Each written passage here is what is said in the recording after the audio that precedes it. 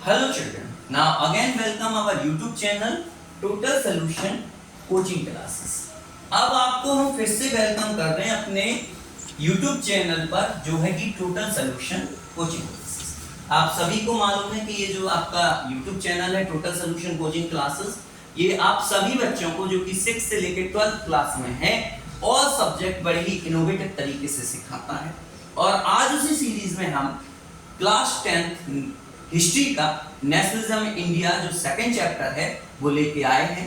जैसे कि जो हमारा फर्स्ट वीडियो था उसमें हमने ओवरव्यू दिया था, नेशनलिज्म की डेफिनेशन को समझाया था।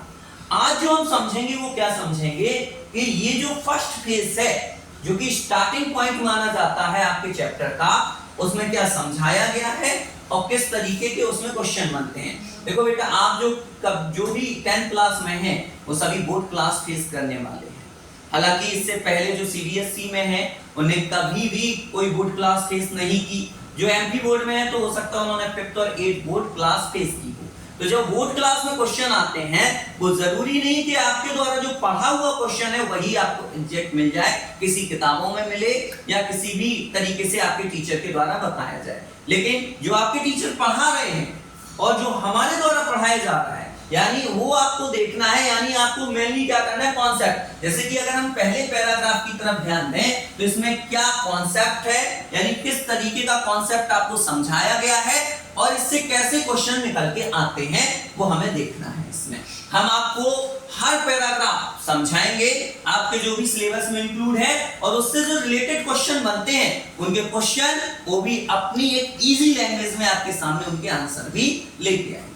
तो अगर हम देखें सबसे पहले जो हम देख रहे हैं क्या, द फर्स्ट वर्ल्ड वॉर, खिलाफत एंड नॉन कोऑपरेशन। आप यहाँ पे अगर आपके अपने टॉपिक को देखें, जो टॉपिक की आपकी शुरुआत है वो टॉपिक की शुरुआत क्या है, टॉपिक की शुरुआत है फर्स्ट वर्ल्ड वॉर, खिलाफत and non cooperation movement. How these three event relate each other. सबसे पहले तो आपको यही देखना है कि ये तीनों अलग अलग आपके इवेंट हैं लेकिन तीनों एक दूसरे से जुड़े हुए हैं। कैसे? सबसे पहले आप देखें तो first world war. Why we talk about the first world war in Indian nationalism? Because first world war also create a great impact on Indian nationalism. जो फर्स्ट वर्ल्ड वॉर हुआ और उसके बाद जो सेकंड वर्ल्ड वॉर भी हुआ, दोनों world war ने इंडिया ही नहीं पूरे रेस्ट ऑफ द वर्ल्ड पर बहुत गहरा इंपैक्ट क्रिएट किया। अगर उसकी सबसे बड़ी घटना को हम देखें तो उसके बाद आप देखते हैं कि जो ब्रिटिश एम्पायर है वो धीरे धीरे पूरी तरीके से कोलैप्स हुआ और जितनी भी कंट्री आपकी ब्रिटिश अंडर रूल में थी वो धीरे धीरे इंडिपेंडेंट होना स्टार्ट हुई। अब अगर हम फर्स्ट वर्ल्ड वॉर की बात करें तो how the first world war relate for खिलाफत एंड नॉन कोऑपरेशन मूवमेंट, तो आप ये जानते हो कि फर्स्ट वर्ल्ड वॉर जो एंड हुआ था वो तुर्की के डिफीट के साथ हुआ था और उसको बचाने के लिए ब्रिटिश से सारी दुनिया की जो मुस्लिम कम्युनिटी थी वो खिलाफत मूवमेंट चलानी थी। अब ये जो पूरा खिलाफत इशू है ये पूरा आपके सिलेबस में इंक्लूड है, जिसको हम नेक्स्ट सेशन में देखेंगे। अब हाउ खिलाफत non cooperation both of the relate with first world war. तो जो नॉन कोऑपरेशन मूवमेंट हुआ उस मूवमेंट को गांधी जी ने मर्ज किया खिलाफत मूवमेंट के साथ। Why? Because Gandhi ji want to unity between Hindu and Muslim and they saw this opportunity in issue of Khilafat, so they merge non-cooperation and खिलाफत for Indian freedom। चलिए, तो ये तीनों चीजें तो आपको यहाँ पे समझ में आ गई होंगी। How the first world war, खिलाफत and non-cooperation relate each other। अब हम आते हैं आपके इस फर्स्ट पेज के या फर्स्ट फेज के फर्स्ट पैराग्राफ पे जो आपके सिलेबस में आपको क्या देगा, क्वेश्चन आंसर देगा जो कि बोर्ड में आते हैं। कैसे? सबसे पहले तो हम वो देख लें कि इस पैराग्राफ में क्या समझाया गया है और इससे कौन से टाइप का क्वेश्चन बनता है। तो अगर हम इस पैराग्राफ को जब स्टडी करेंगे तो इस पैराग्राफ को समझने के बाद आपको पता चलेगा कि इससे जो क्वेश्चन बनते हैं वो क्या बनते हैं। How the first world war a turning point in Indian nationalism, कि किस तरीके से जो फर्स्ट वर्ल्ड वॉर है वो एक टर्निंग पॉइंट रहा किसमें, इंडियन नेशनलिज्म। और इसी का अगर और में क्वेश्चन देखें, देखो बेटा, आपका एक पैराग्राफ कई प्रकार के क्वेश्चन दे सकता है, जरूरी नहीं कि वो यही क्वेश्चन हो, लेकिन जो क्वेश्चन अमूमन आते हैं वो मोस्टली आपके बोर्ड क्लासेस में पूछे जाते हैं, वो हम आपके सामने ला रहे हैं और उनको एक्सप्लेन करते हैं। जैसे सेकंड क्वेश्चन या इसी का और में क्वेश्चन देखें तो क्या बनता है, what impact create first world war on Indian nationalism, यानी जो आपका फर्स्ट वर्ल्ड वॉर था उसने इंडियन नेशनलिज्म पर क्या इंपैक्ट किया। तो फर्स्टली इस क्वेश्चन को समझने से पहले हम इस पैराग्राफ को समझते हैं। तो क्या समझाया गया है, पहले हम लाइन बाय लाइन आपके सामने पैराग्राफ को समझाएं। तो जैसे कि first of all war create a new economic and political situation. जब वॉर हुई, यहाँ पे वॉर कौन सी वॉर की बात हो रही है, फर्स्ट वर्ल्ड वॉर की, यानी when first world war broke out it create a new economic and political situation in India, यानी वॉर ने एक नए प्रकार की इकोनॉमिक और पॉलिटिकल सिचुएशन इंडिया में क्रिएट की। It lead a huge increase in defence expenses which was financed by loan and increase taxes. आपका जब वॉर हुई, उस वॉर ने नए प्रकार के इकोनॉमिक और पॉलिटिकल सिचुएशन लाए, और ये जो इकोनॉमिक और पॉलिटिकल सिचुएशन थे, इसने क्या किया, यूज मींस होता है बहुत ज्यादा खर्चे बढ़ा दिए, किसके, डिफेंस के लिए। क्योंकि वॉर होती है तो वॉर बिना पैसों के नहीं लड़ी जा सकती है, और वॉर में सबसे पहले हमें अपना डिफेंस करना पड़ता है और फाइट के लिए तैयार होना पड़ता है। उसके लिए जरूरत होती है बेटा मनी की, और ये जो मनी है वो कहां से आ रही थी, which was finance by war loan, जिसको ब्रिटिश फाइनेंस कर रहे थे वॉर लोन से, एंड इंक्रीजिंग टैक्सेस, और टैक्स बढ़ा के, चूंकि आप जानते हो गवर्नमेंट के पास केवल एक ही सोर्स ऑफ इनकम रहता है, टैक्सेस, और इस चीज के लिए वो क्या कर रहे थे, वॉर में जो पैसा लग रहा था वो पैसा वो टैक्स के जरिए ला रहे थे। जैसे कस्टम ड्यूटी व राइज्ड, कस्टम ड्यूटीज को बहुत ज्यादा बढ़ा दिया गया, एंड इनकम टैक्स इंट्रोड्यूस, और इनकम टैक्स को भी इंट्रोड्यूस किया गया। Through the war year prices increase doubling between the 19th and 18th। अगर हम वॉर का ड्यूरेशन देखें बेटा, तो प्राइसेस जो थे वो जस्ट डबल हो गए थे।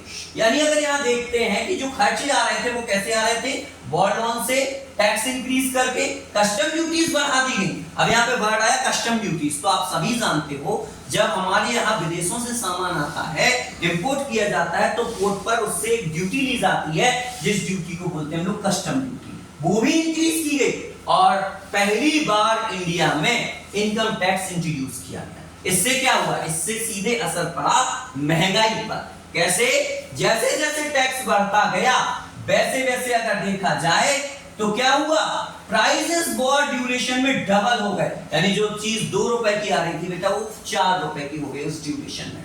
और इससे क्या, अब जब महंगाई बढ़ती तो डायरेक्ट असर किसके ऊपर पड़ता है, जब महंगाई बढ़ती तो डायरेक्ट असर आपका जो पड़ता है वो पड़ता है आम व्यक्ति पर, गरीब आदमी पर, क्योंकि वो उसकी थाली से जो खाना है वो गायब होने लगता है धीरे धीरे। जैसे leading to extreme hardship for economic common people, यानी अगर देखें जब आपका क्या बढ़ाया गया, जब आपका टैक्स बढ़ाया गया और वॉर के ड्यूरेशन में प्राइसेस बढ़े, तो इससे आम आदमी जो कॉमन लोग हैं उनके बीच में बहुत ज्यादा हार्डशिप यानी कठिनाई है। अब ये तो ठीक है, महंगाई तो बढ़ रही थी, लेकिन साथ साथ ब्रिटिश गवर्नमेंट एक और ऐसा इवेंट या एक और ऐसा प्रोग्राम चला रही थी जिसने चारों तरफ ब्रिटिश गवर्नमेंट के लिए गुस्सा पैदा कर दिया। वो क्या था, वो ये था, villagers were called upon the supply soldier. गांव वालों को सप्लाई की जाती थी, गांव वालों की सोल्जर के तौर पर। कैसे, देखो वर्ल्ड वॉर चल रहा था, चारों तरफ लोग मर रहे थे, हर फ्रंट पर लोगों को लड़ाया जा रहा था। अब यहाँ पे जो आर्मी ज्वाइन करेगा उसको डायरेक्ट जाना पड़ेगा वॉर के लिए, यानी कभी भी डेथ हो सकती है। ऐसे में कौन जाना पसंद करेगा, वो भी दूसरों की तरफ से लड़ने के लिए, ब्रिटिश की तरफ से लड़ने के लिए। लेकिन उस समय ब्रिटिश ने कंपलसरी कर दिया कि हर घर से एक मेंबर वॉर में जाएगा, और जब ये कंपलसरी हुआ और जबरदस्ती लोगों को भर्ती किया गया, इससे बहुत ज्यादा क्या हुआ, चारों तरफ लोगों में गुस्सा और आक्रोश फैल गया। यानी villagers were called upon soldier supply and post equipment in rural area caused widespread anger। यानी जब आपका जबरदस्ती लोगों को आर्मी में ज्वाइन करवाया गया, उनको भर्ती किया गया, इससे चारों तरफ, वाइडस्प्रेड मींस होता है चारों तरफ, गुस्सा फैल गया ब्रिटिश गवर्नमेंट के लिए। इसके साथ साथ उसी ड्यूरेशन में नेचर ने भी बहुत ज्यादा हमारे ऊपर जुल्म ढाए। जैसे 18 और 19 के ड्यूरेशन में और 20 और 21 के ड्यूरेशन में क्रॉप फेलियर हुए पूरी इंडिया में, जिससे फूड शॉर्टेज हुई, इससे भी काफी ज्यादा लोगों में एपिडेमिक फैले यानी महामारी फैली। और अगर हम देखें 21 और 22 के जो सेंसस आए उसमें देखें तो 12 से 13 लोग केवल और केवल सूखे और महामारी की वजह से मारे गए। तो आप देख सकते हैं इन सभी के लिए लगभग लगभग रिस्पॉन्सिबल कौन था? British government. उसी की वजह से हम लोगों ने कभी फर्स्ट वर्ल्ड वॉर में पार्टिसिपेट नहीं किया, हम लोगों ने पार्टिसिपेट किया ब्रिटिश की तरफ से। ब्रिटिश ने हमें घसीटा, और जब ब्रिटिश ने घसीटा तो उसके जो रिजल्ट थे, उसके जो दुष्परिणाम थे, वो हमने भोगे। और इसकी वजह से हम लोगों के दिमाग में ब्रिटिश गवर्नमेंट के लिए बहुत ही ज्यादा गुस्सा भर। चलिए, तो इस पैराग्राफ को अगर हम क्विकली आपको समझाएं तो आप देख सकते हो इसको। First world war create new economic and political situation. This increase the war defences expenses that fulfilled by the war loan and increases different type of taxes. It also create the impact of a pricing of goods. Increased prices just double on duration of a war. This lead a extremely hardship between the villagers. And villagers call off soldier supply forcefully. So the anger for British government spread all around the country. अब अगर इसको हम अपनी language में भी लिखें तो इस तरीके का कॉन्सेप्ट आपको समझाया गया इस पैराग्राफ में कि वॉर ने बहुत ही प्रकार से लोगों को परेशान किया। इकोनॉमिक और पॉलिटिकल सिचुएशन वॉर ने क्रिएट की, और इससे क्या हुए? हमारे खर्चे बढ़े, हमें लोन लेना पड़ा, हमारी गवर्नमेंट जो ब्रिटिश गवर्नमेंट थी उस समय, और टैक्सेस बढ़ाए गए, कस्टम ड्यूटीज बढ़ाई गई, और इसकी वजह से महंगाई डबल हो गई, और महंगाई का सीधे असर आम जनता पर पड़ा। और इसके साथ जब ब्रिटिश गवर्नमेंट ने फोर्स इक्विपमेंट कराया, यानी जबरदस्ती हम लोगों को आर्मी में भर्ती कराया, तो चारों तरफ ब्रिटिश गवर्नमेंट के लिए गुस्सा फैल गया। उसी ड्यूरेशन में हमारे यहाँ सूखा पड़ा, महामारियां आई।